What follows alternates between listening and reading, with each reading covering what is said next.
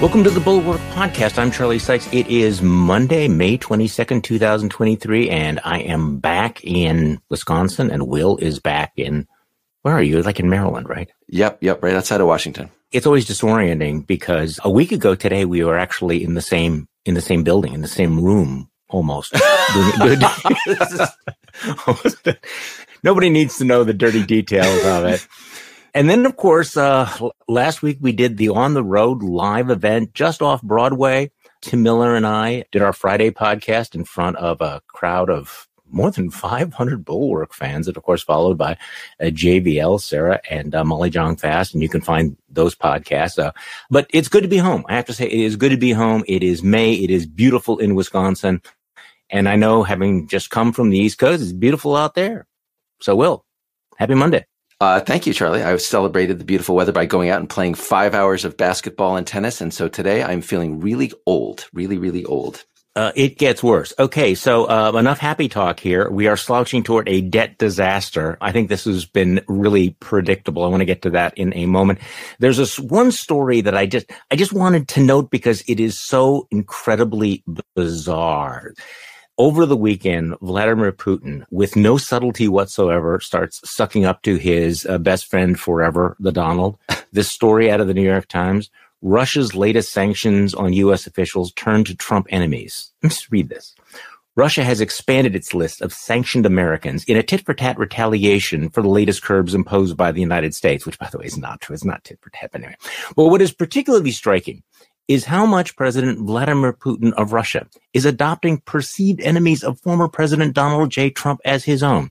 Among the 500 people singled out for travel and financial restrictions on Friday were Americans seen as adversaries by Mr. Trump, including Letitia James, the state attorney general of New York, Brad Raffensperger, Secretary of State of Georgia, who rebuffed Mr. Trump's pressure to reverse the outcome of the 2020 elections, Lieutenant Michael Byrd, the Capitol police officer who shot the pro-Trump rioter Ashley Babbitt on January 6, 2021. I think Joe Scarborough's on the list. I think Rachel Maddow is on the list. I mean, it's basically just how can I suck up to Donald Trump just by showing that the enemy of my best friend is also my enemy? It's just one of these amazing moments that we just shouldn't pass over. As the Times reports, none of those people have anything to do with Russia policy. And the only reason they would have come to Moscow's attention is because Trump has publicly assailed them. So, comrade, not subtle. No, not at all. And, this is one of the fascinating things to me about this pretense that we're seeing again in the 2024 race, as we've seen in previous, that Donald Trump is somehow the tough guy who will defend the United States. All these bad things that happened on Joe Biden's watch wouldn't happen under Trump. The reality is, and we've known this since 2017, when the intelligence community assessment came out, I think late 2016, about why the Russians intervened to help Trump in 2016. Donald Trump's narcissism is a huge national security risk to the United States, because every foreign leader, including all the bad ones like Putin, figured out that you can get Donald Trump to betray the interest of the United States. Give him a tongue bath. That's all you need. You don't need nukes. All you have to do is, mwah. Yeah, right. And remember, I'm trying to remember, Charlie, what was the quote that Putin said about Trump in late 2015? He said he was bright, I think, or that was perhaps a mistranslation. But Trump feasted. He absolutely feasted on, he went out and said, Putin says I'm bright. Putin says I'm a genius. He loves this, and it endears Putin to him. And of course, the whole game here is for Putin to get Donald Trump back into power and to get him to do the thing that, what is it that Putin wants most? He wants the United States to pull out of NATO. And Donald Trump has pretty much said he would do that. And Putin is doing all of this tongue bathing in the hope of solidifying his bond with Trump and getting Trump to do what Putin wants him to do internationally. Yeah, I mean, and the list is almost laughable in its lack of subtlety. So among the people on this, the White House Chief of Staff, Special Counsel Jack Smith, White House Advisor Anita Dunn, Joe Scarborough, Brian Williams, Seth Meyers, and Rachel Maddow. I mean, it's just, the thing about it is that Vladimir Putin knows he's playing Donald Trump, but I'm not sure that Donald Trump knows that he's being played. And that's the real sad part for this strong man astride the planet. No one would dare do it. Oh, he said, what about me? He sent me flowers. Oh, right. Look, we all say Trump is mean. Trump sends mean tweets. Trump has vendettas. But the reality is Trump is very easy to con. He's very easy. Right. So all you have to do is turn around. I obviously wrote about Lindsey Graham, and that was a case of somebody who just figured out, I've said a lot of bad things about Trump, but if I turn around and praise him, in this case, Putin putting all of Trump's enemies on Putin's enemies list, that's really enough. That's really enough to get Trump to reverse any previous hostility or opposition he had to you. Okay. So as I wrote in my newsletter today, as the nation teeters toward an objectively insane debt default, it's worth keeping in mind that this is exactly what the GOP's leading candidate for president has endorsed.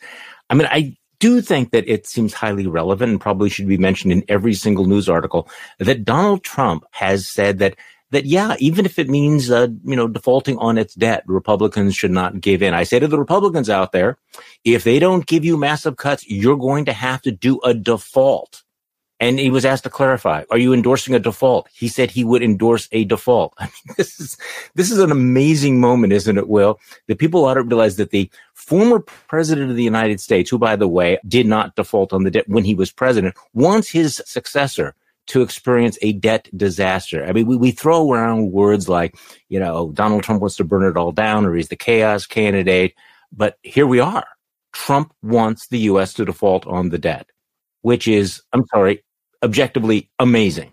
Yeah, it is. And of course, it just underscores, what is Donald Trump? He is an extortionist. I mean, he's many other things, but he has always practiced extortion. And of course, if we look at Donald Trump's business history, he constantly makes agreements with people, then violates them, and then threatens to walk, because anytime he feels that he has leverage, that he can hurt you more than you can hurt him, the fact that he's made a promise is irrelevant to him, right? So he's basically treating the debt of the United States in exactly the same way. We made promises to people, but let's just not keep them.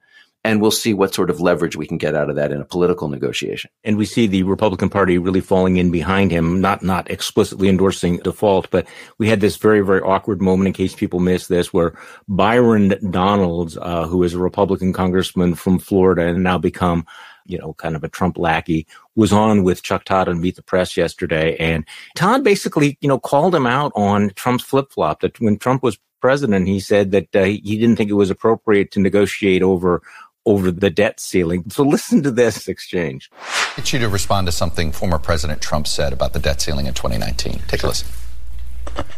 I can't imagine anybody ever even thinking of using the debt ceiling as a negotiating wedge. Why don't you agree with him on this? Well, first of all, he also said the other day on a rival network that he said that when he was president, and when asked why he wasn't saying it now, he said because he's not president. Listen, Donald Trump is always negotiating. Do you realize how absurd that sounds? That is not absurd. He's always negotiating, Chuck. Chuck, he's always negotiating. That's what he does. Yeah. That's actually one of the reasons why so many deals for our country worked out to our benefit as compared to his predecessors, both Republican and Democrat, because he's always negotiating. Do you realize how partisan that sounds? What is good for me is not for thee. Listen, he's basically saying, when I'm president, right, there's no negotiating on this. But hey, when somebody else is president, screw him. Yes, exactly. Yeah. Do you realize how absurd that sounds? And Donald's is like, no, have you been paying attention? Do you know where my head is at? Have you noticed what political party I am a member? So no, I do not think this is absurd. I do not think saying up is down, black is white, peace is war. I don't think this is absurd, because I have brainworms. Yeah. So, brainworms is such a nice way of saying it. So social conservatives have always warned us about cultural decline, right? You send bad signals, you undermine norms. What we're seeing is who is leading that is Donald Trump and the Republican Party. And in Byron Donalds, you can see an example of how this is no longer just a Trump thing. Trump just provided the model, and now other Republicans, House Republicans, are following in that. So first of all, hypocrisy is okay, right? That's the first thing that Donalds is saying. It's okay for Trump to practice one rule when he's president and demand another thing when Biden's president. But the other thing, Charlie, is listen to that word that Donalds keeps coming back to, negotiation. Trump is such a good negotiator. Now, what's actually happening here is negotiation is a way of dealing with people, in this case, is opposed to an alternative way called promise keeping, right? We made a promise to you. We made commitments in our budget. We made commitments to bondholders, to people who hold the United States debt. And we're just going to break that. We're going to renegotiate everything. Charlie, I was looking recently at some of the stories of women that Donald Trump has abused. And one of them tells a story about how Trump told her to stop paying her mortgage. He said, leave your keys on the table and walk out and tell your bank that they have to renegotiate with you, right? So that is how Donald Trump thinks. So when you hear Byron Donalds or Kevin McCarthy or anyone else talk about what a brilliant negotiator Trump is, what they're really saying is, we're not going to keep any promises anymore. We're going to use all the leverage we have to get better terms. Part of the problem here is that there's no way that Kevin McCarthy can deliver a deal, as far as I can tell. And this is something that we predicted at the time when, he self-gelded himself into the speakership. He had made so many concessions to the Taliban 20, however they were described, the Freedom Caucus. And of course, they've been upping their ante and they're not going to go along with it. And so whatever Kevin McCarthy does, he's either going to crash the country or he's going to lose maybe several dozen of his members of his caucus and maybe trigger an attack on his speakership. And this has been incredibly predictable. I mean, this is what happens when you make the Republican Party completely hostage to the most extreme elements of it. And also, it's just a reminder, though, that for all of the rhetoric and everything, I mean, Republicans can pass all sorts of messaging bills, but they are not a serious governing party anymore. They don't have a serious plan to do the basic fundamentals of their job, which is not crash the economy, keep the government going, pay its debts. And Kevin McCarthy, I think, is incapable of delivering that deal. So where are we at here? It's a real crisis. And the alternative that's been suggested, one of the alternatives to doing this the conventional way, that is getting all of the Republicans on board with this, given that there are, several crazies, was a discharge petition, right? And the discharge petition could happen if McCarthy is willing to bring Democrats in on the deal and sacrifice some Republicans. But as you're pointing out, I don't think he can do that. He can't. He'd lose his job. So, especially with Trump basically saying, burn it down, crash the economy, default the debt. Right. And you look like you're a wuss if you don't go that route. Yeah. So Charlie, remind me, the Hastert rule, named after the former speaker, Denny Hastert, I believe was that you had to have Republicans said they would only act if they had a majority of Republicans in the House, right? Right. That's a majority. Correct. Now we're way, way past that. We're to the point where there are, in fact, a majority of Republicans who would cut an acceptable, a tolerable deal here. But if there are 5 or 6 who won't, those folks can bring down McCarthy in a speakership vote, right? And so we're in a much more dire situation than the Hastert rule. Oh, yes, dramatically. So you and I, neither of us are lawyers. So I don't know, do you have a strong opinion on the use of the 14th Amendment? I mean, this has become a thing now. You have members of the Senate, you have the Progressive Caucus in the House saying, that Joe Biden should just simply invoke the 14th Amendment, which reads, by the way, for people who do not have the pocket constitution, handy, Section 4 of the 14th Amendment is public debt. The validity of the public debt of the United States authorized by law, including debts incurred for payment of pensions and bounties for services in suppressing insurrection or rebellion, shall not be questioned. So let's leave out the whole, suppressing an insurrection or, maybe that's relevant these days, but shall not be questioned. Look, I am not a constitutional expert. It seems more than a little plausible to say this whole idea of defaulting on the national debt is, in fact, unconstitutional. And I don't know what the politics of this are at the moment, but if the alternative is either completely caving in to the unacceptable demands by the Freedom Caucus, which I don't even think are serious, or crashing the U.S. economy and creating a global financial crisis, it doesn't seem crazy to me that Joe Biden would say, hey, I'm a constitutionalist. Our Constitution says the validity of the public debt of the United States authorized by law shall not be questioned. What do you think? Yeah, I'm not persuaded of this one. And the larger problem is I think the financial markets won't be persuaded of it. So it's a vague phrase, right? That it shall not be questioned. What does that mean? It's anytime someone uses the passive voice. How exactly? When at the same time you have these very clear procedures for the Congress authorizing spending, the Congress authorizing the debt ceiling. So you have a lot of problems making that case in court. And because it's not clear, Charlie, the problem is this will be litigated, right? And it will be unclear at a minimum what the outcome is, whether Biden's invocation of the 14th Amendment was legit.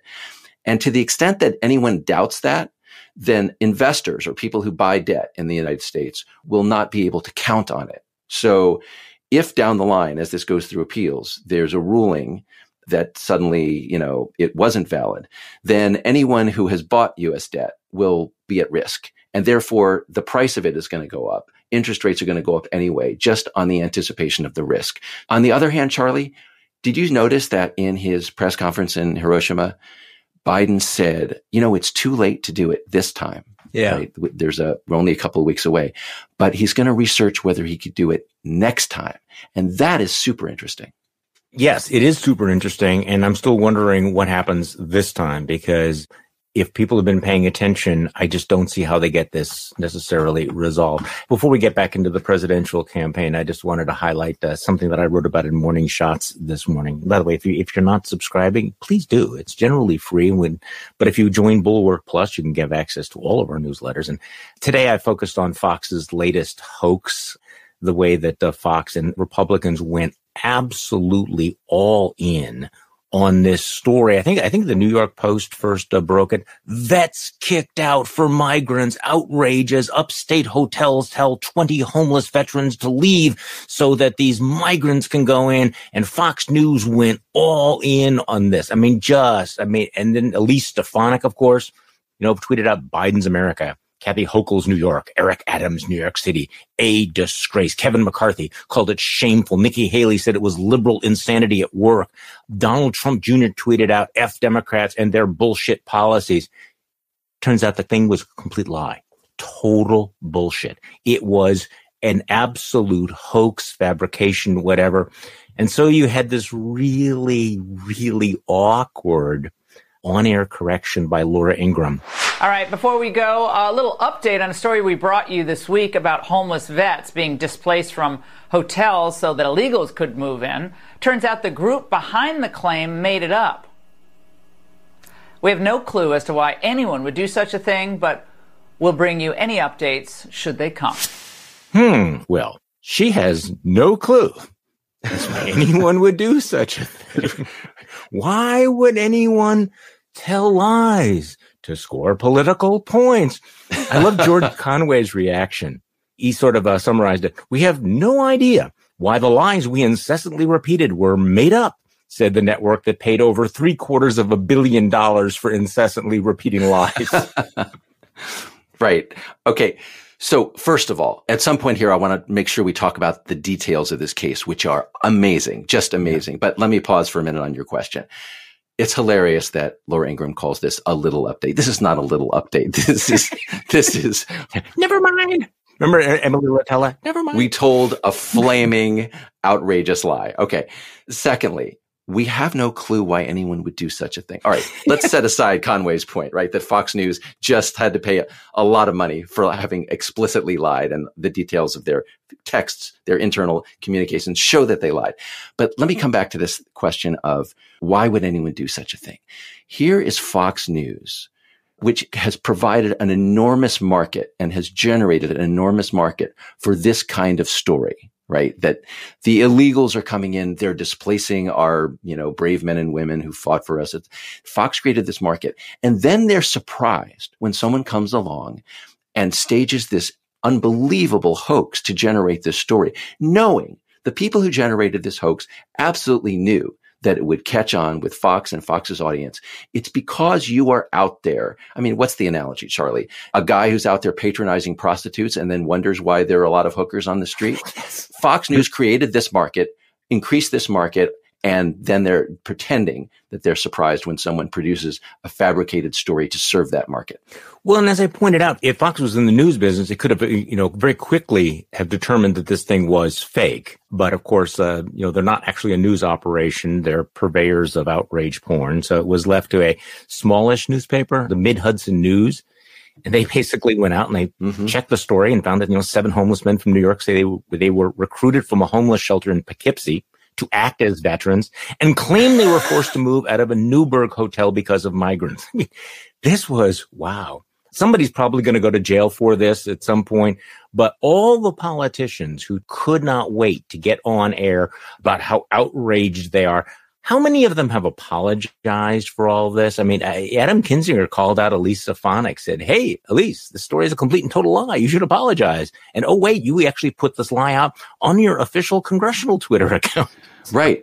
Yeah, but just move on. I mean, I got to pause here on the details of this because this is just unbelievable. According to the latest revelations about this, and we'll see as the whole thing unfolds, the group that fabricated this literally went to a homeless shelter and recruited a bunch of men, told them, told them, let's lie. Right. So, quote, they were asked to take a trip to meet with an elected official and discuss homelessness, right? They were promised some goodies in exchange for this. They were brought into a parking lot. They were asked to act as if they were veterans who had been displaced. So you're playing this role. I mean, think about what an offense this is to actual veterans, right? Then there's a faked credit card receipt that's been altered to look as though this foundation has paid to rehouse these guys in another location. So there's just all kinds of fabrication going on here. Charlie, there could be some criminal charges involved in this before it's over. So for Laura Ingraham to pass this off as nothing, and for Elise Stefanik to pass it off as nothing, let's just pause here on Elise Stefanik, who, when she took Liz Cheney's job as chair of the House Republican Conference, what was her competitive advantage over Liz Cheney? It was her shamelessness. It was that Elise Stefanik would do what Liz Cheney wouldn't. She would lie. She would refuse to apologize for Trump. And so I would be completely surprised if Elise Stefanik did the honorable thing here when the whole reason why she has her job is that she is dishonorable. Yeah, she's OD'd on the outrage catnip. But it is one of those things where you could get a sense of the way the ecosystem operates. You throw out this tidbit, and it was too good to check. You know, the stories are because it just fits my priors and my narrative so perfectly, I just have to go with it. And oh, wait, it's not true. And then, of course, we'll just move on. I got another New York story, though, that I got to run past you as our resident quasi-liberal. Uh-oh. The New York kiosks. Have you heard about this? No. Okay, this is not a parody. I'm not making this up, okay? So the New York mayor, Eric Adams, who I kind of like, and I don't think of as, as a knee-jerk progressive, New York mayor unveils plan to fight retail theft with kiosks. Here's the plan. Crackdown on shoplifting plan for New York City. You have to wait till the end, okay? Just wait for it, okay? So they give first-time offenders intervention programs instead of prosecution. Fine.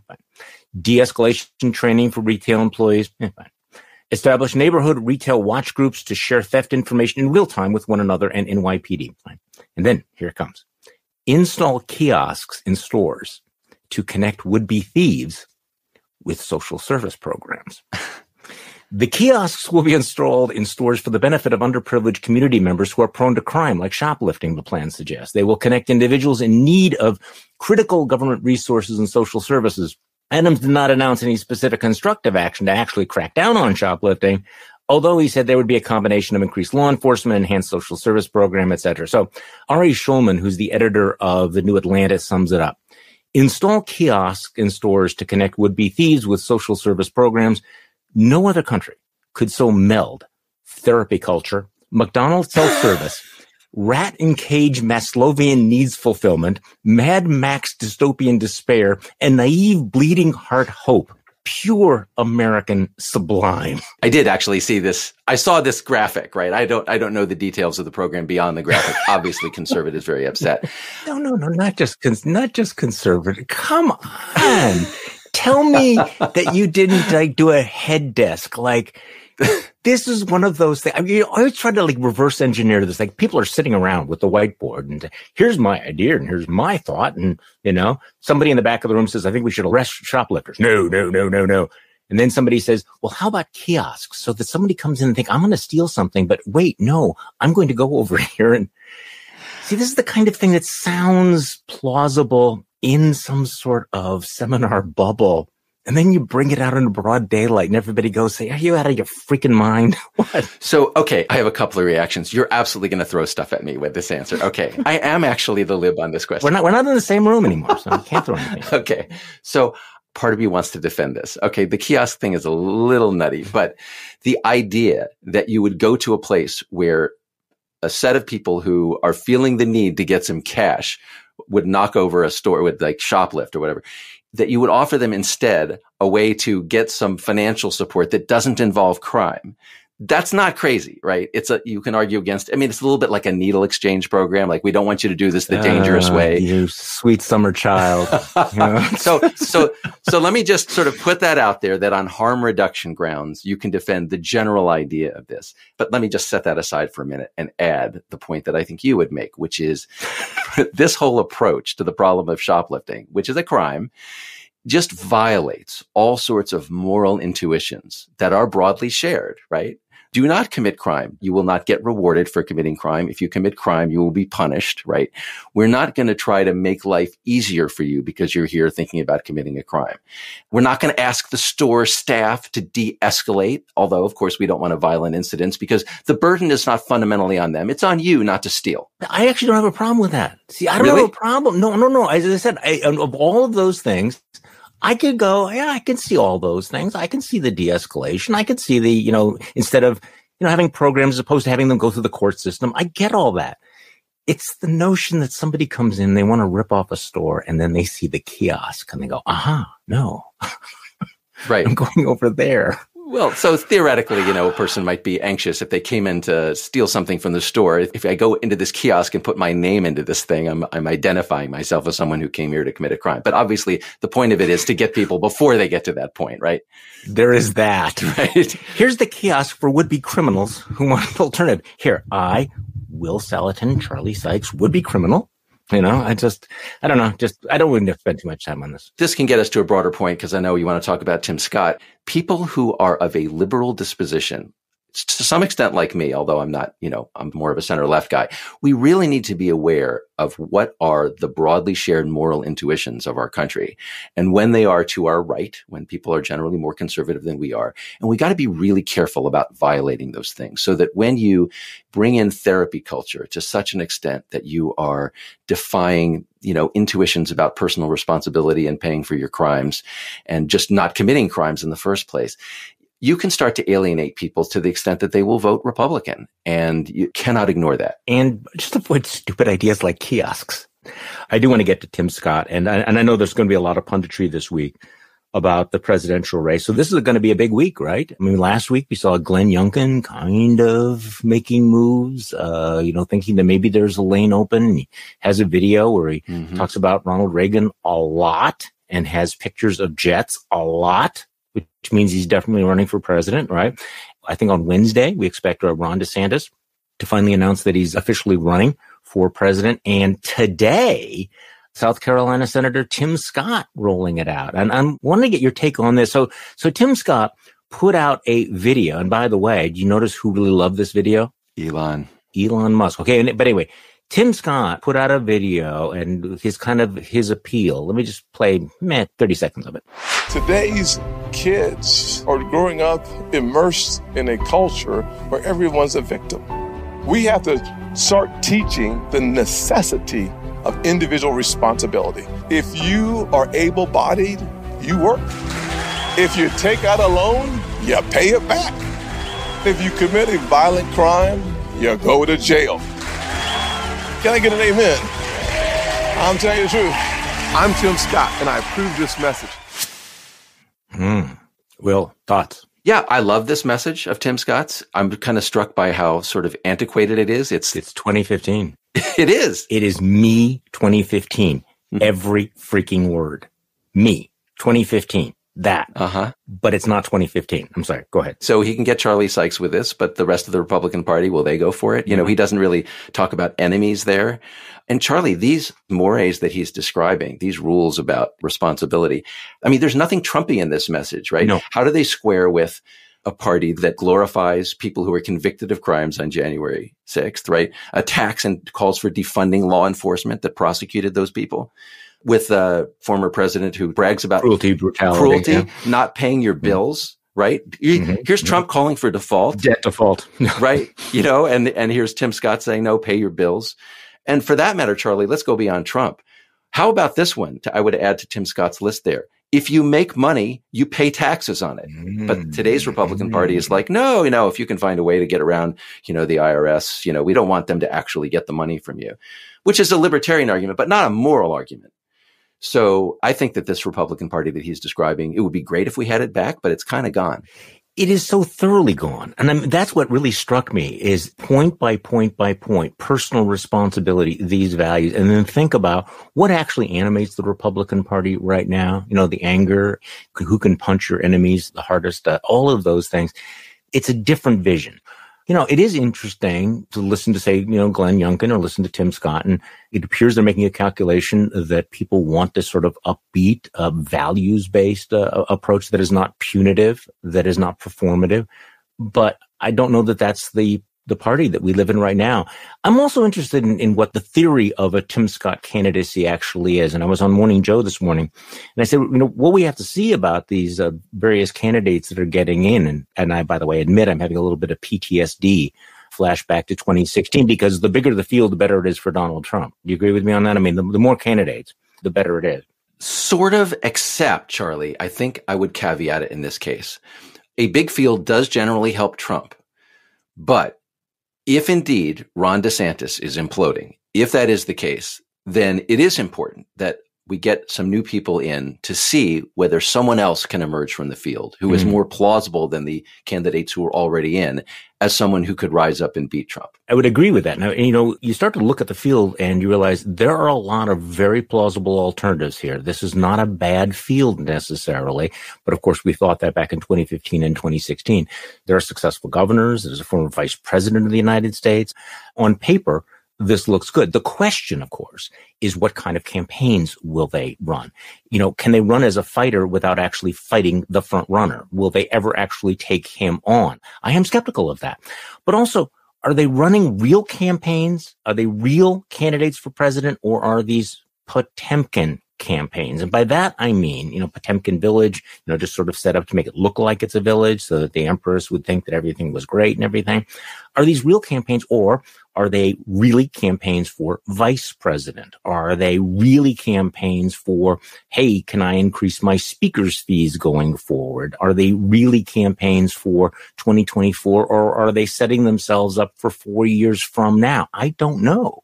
I don't know how, Tim Scott and others, think it's all going to shake out and they will end up being the Republican nominee at this particular point. Yeah. I mean, I don't know about running for vice president in particular, but I think generally a lot of these folks are thinking what a lot of candidates think when they run for president, which is, let's see what happens. You got to buy a ticket to the lottery, right? And you get in. And, sometimes you're, Rick Santorum, and sometimes you're Bill Clinton.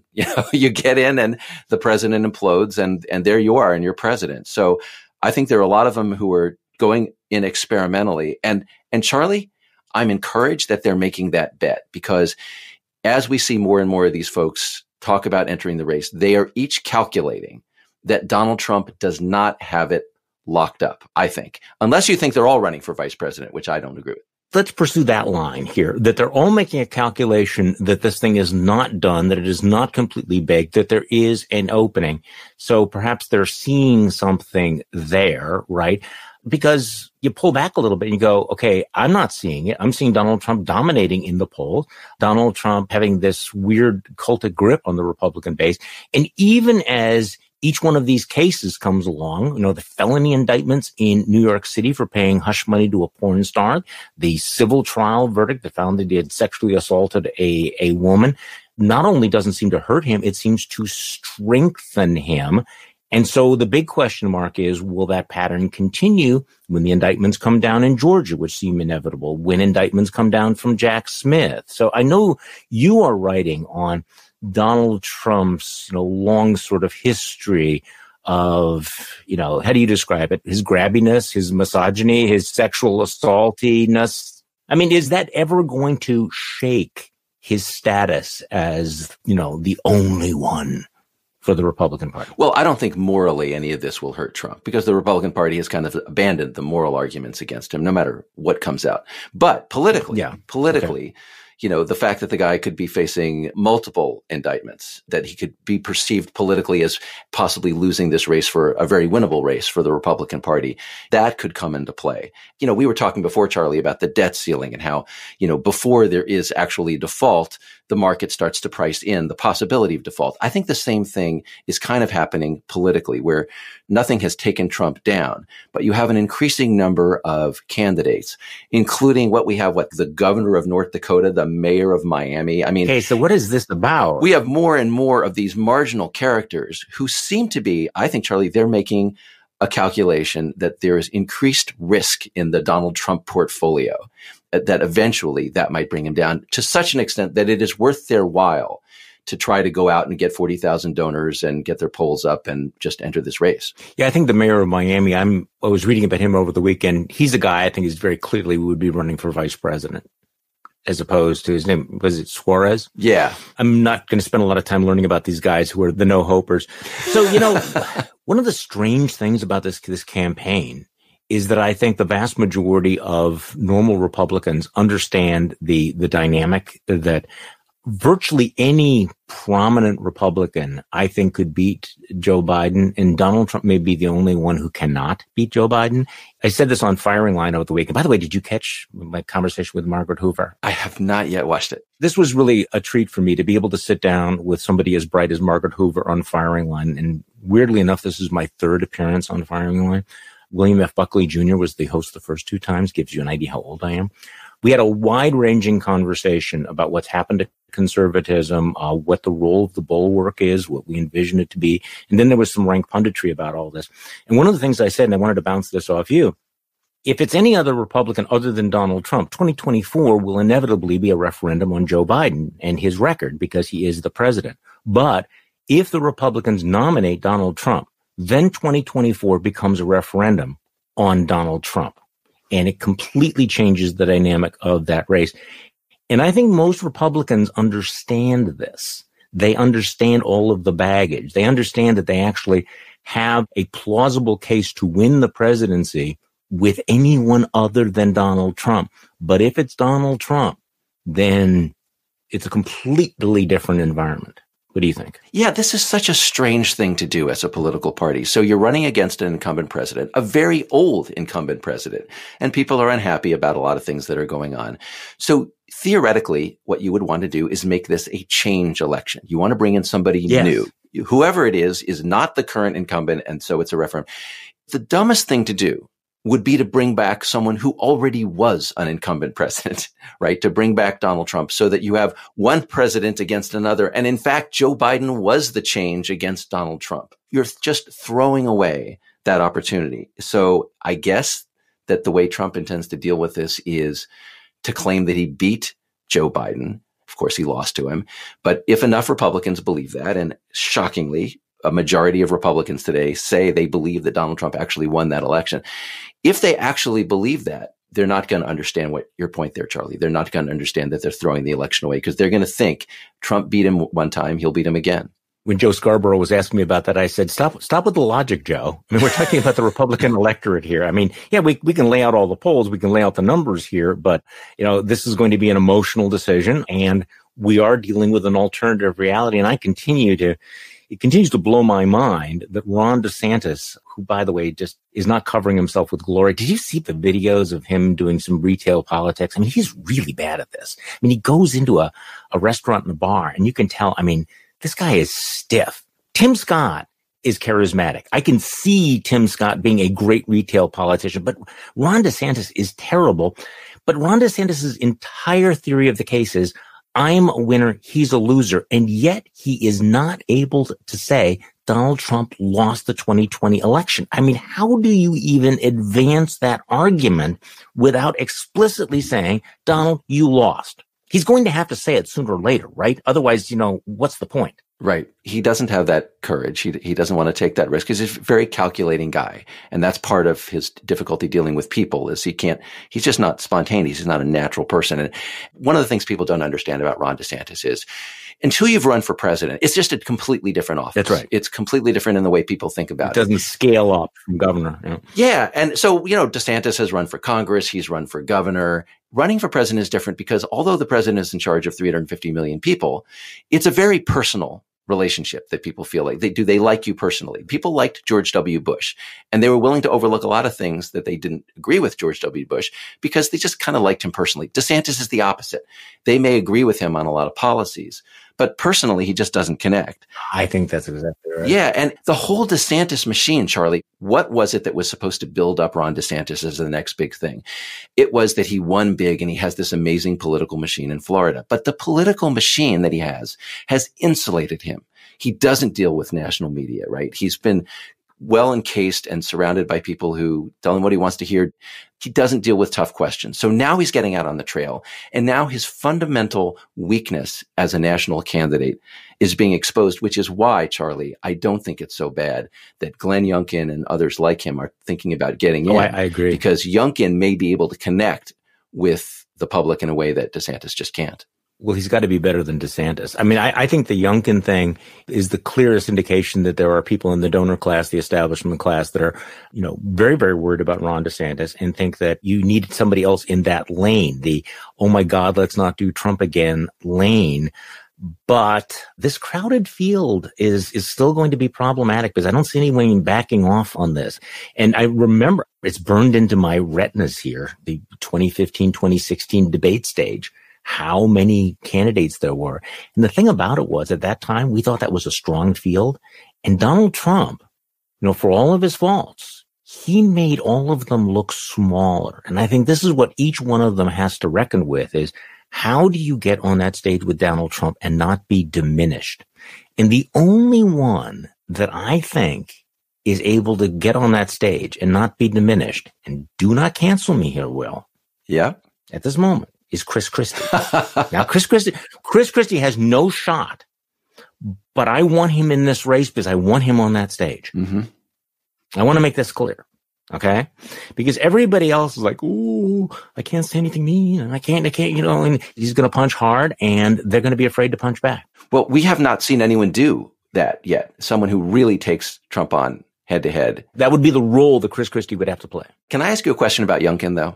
And this goes to your conversation with Margaret Hoover on Firing Line, right? So Charlie, you represent sort of, Reagan conservatism, the times before Trump. Mm-hmm. I watched the Youngkin ad. Zombie, yeah. Right. He's trying to bring back the Reagan party, isn't he? I mean, Do you think that if Glenn Youngkin somehow made his way through this field and became the nominee, that he actually would and could steer the Republican Party back to your kind of conservatism? No, absolutely not. And I actually said this last week that it strikes me as naive that he thinks that an upbeat message is going to appeal to the electorate. Number two, this notion that you can revive zombie Reaganism is incredibly naive. And this was part of my problem with reconnecting with Paul Ryan, where there's a certain delusional sense that the political world and the Republican Party have not fundamentally changed since 2015. So that's what I said when I was listening to Tim Scott. I'm thinking that's me 2015, but it's not 2015 anymore. And by the way, Scott that wasn't necessarily pure Reaganism. That was like, Jack Kemp, Paul Ryan, reform Reaganism that had its brief moment before 2016. But no, I don't think there's any going back to that anytime soon. And I think part of the problem that a lot of Republicans have is in the era of Trump, they know what they're against, but they're a little vague on what they're for. And they sort of have the muscle memory of like, we used to be for this kind of stuff. Can we go back to that? And the answer is no. I don't think it's a close call either. And I kind of regretted saying this. Can I be honest with you here? Margaret pressed me on, well, you voted for Joe Biden and you'd vote for Joe Biden again over Donald Trump. Absolutely. No question about it. She said, was there any Republican that you would consider voting for over Joe Biden? And I had to think about this. And I said, no, I think I'm almost certainly going to vote for Biden because the nature of the Republican Party is such that whoever gets that nomination is going to have to make so many concessions, is going to have to make so many deals, is going to have to embrace so many deplorable things that they won't be who they are right now. I mean, so Tim Scott sounds like that now. What is he going to be like 9 months from now after he's gone through the right-wing, deplorable meat grinder, when he has to kiss Marjorie Taylor Greene's ring, when he has to, intone certain things, about banning books or whatever. I just don't see how you come through this process without being deeply, deeply tarnished and compromised, because the problem is not just Donald Trump. It's what's happened to the Republican Party. And none of them, I think, represent a fundamental break with the lack of principles and seriousness and decency of the Republican Party as it exists right now. So I sort of agree with you, but I sort of disagree. I agree with you that the Republican Party is sick. And I think you and I would probably agree that one of the most important functions of democracy, of voting, is to administer beatings, is to tell a political party when it is offending some of your basic principles and doing a bad job. You're going to take it out of power and keep it out of power until it learns to come around to a more sensible way of thinking. So it is eminently worth for conservatives who believe the Republican Party should come back to those original principles to vote for Biden, to administer defeats to the Republican Party, to eventually force the Republican Party to change. But Charlie, in order to do that, in order to follow that program, you have to believe that there is light at the end of the tunnel. You have to believe that it's possible for the political party to come back to or to be more sensible. So I'm a Democrat in Maryland. I voted for Larry Hogan when he was governor because I wanted to encourage what I think of as good Republicans, and he's one of them. So I wouldn't be too hardcore against the Republican Party. Except that we're talking about the presidency here. And I think that for people who will argue, well, okay, the vast majority of Republicans are normal, I would keep coming back to the fact that Kevin McCarthy, the one-time young gun, is now Speaker of the House of Representatives. And look who he has become. Look what he is doing. Look who he has surrounded himself with. Look who he has empowered. And so it's not just the person. It's who do they bring into government and what are the various power centers. I mean, there are competent Republicans out there. There are decent Republicans out there. And yet none of them are really in a dominant position. And we'll see as we go through this process. I mean, maybe one of them will, rise up and will be able to, throw off the shackles of Trumpism. But, I'm sorry, I cannot find the pony in this pile like you will, at least not short term, maybe 8 years from now. Okay. Can I challenge you on this? Because please do. I want some optimism. I want to be cheered up. Right. Full confession to everybody. I'm trying to find the pony again, and I'm always going to try to find it even when it doesn't exist. Here's my case for the pony in this situation. So I think it's great that you picked Kevin McCarthy as an example, but this depends very much on the character of the individual we're talking about. If you go back to, 2020, you have the House Republican leadership of Kevin McCarthy, Steve Scalise, Liz Cheney. So let's just take McCarthy and Cheney. McCarthy turned out to be a weasel. He absolutely turned out to be a weasel. And nothing was clearer than after January 6th when he single-handedly helped bring Trump back to power within the Republican Party. Nope. Liz Cheney did not. Liz Cheney did not follow. She did not say, because a lot of the base of the Republican Party has turned bad, I'm going to turn bad with it. She stood up and she got thrown out of the House Republican Conference chairmanship because there weren't enough members in that caucus, in that conference, who would stand with her. But theoretically, it is possible to elect enough Republicans to that conference that they would stand by someone like Liz Cheney. Wait. Okay, that was kind of a leap, Will. The word theoretically is doing a lot of work there. You are offering the political equivalent of, we could have a ham sandwich if we had some ham and if we had some bread, theoretically. Okay, yeah, but we don't have the ham, we don't have the bread, and we don't have the theoretically real Republicans who would have said, screw you, Donald Trump, we're going to stick with Liz Cheney. Yeah, there are structural problems to someone like Liz Cheney having power. And that I can see that as the core of your argument. And that is absolutely true. I simply want to make the point that just the fact that someone represents the Republican Party or is in that party, as a leader within that party per se, does not mean that they will do the wrong thing. Oh, no. So, and that was not my point. It was just, I'm trying to imagine who I would vote for president of the United States next year. I would love to believe that we would have, a Larry Hogan or a Liz Cheney, to choose from, but that is just not going to happen. I think since 2016, I've realized that I'm not going to get what I want. At some point, you do make the compromises, and this can be difficult, and this can, require you to have to swallow a lot of things, make compromises that you would not want to make. But I just am trying to imagine anyone. I mean, I think the most likely outcome is that Donald Trump is going to be the nominee.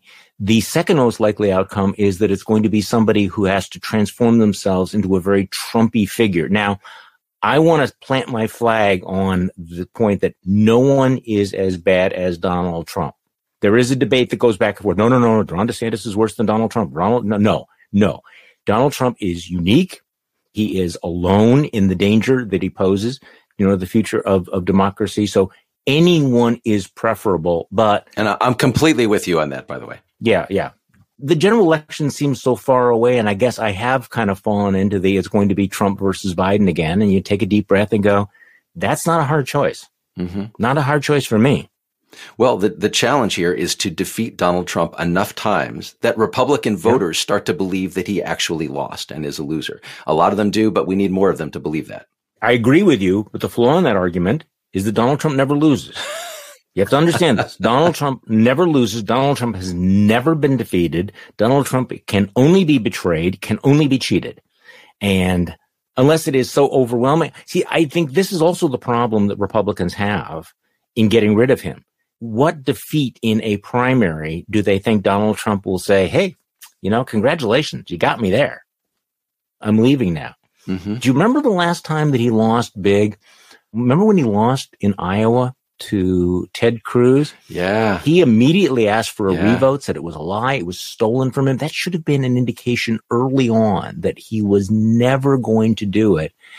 The question is whether or not enough Republicans just become tired of it, just become exhausted, and we are not yet there. So we have a lot of other things going on here. Speaking of Ron DeSantis, rolling out this week, not having the greatest week. You have Disney announcing a $1 billion office project, not going ahead.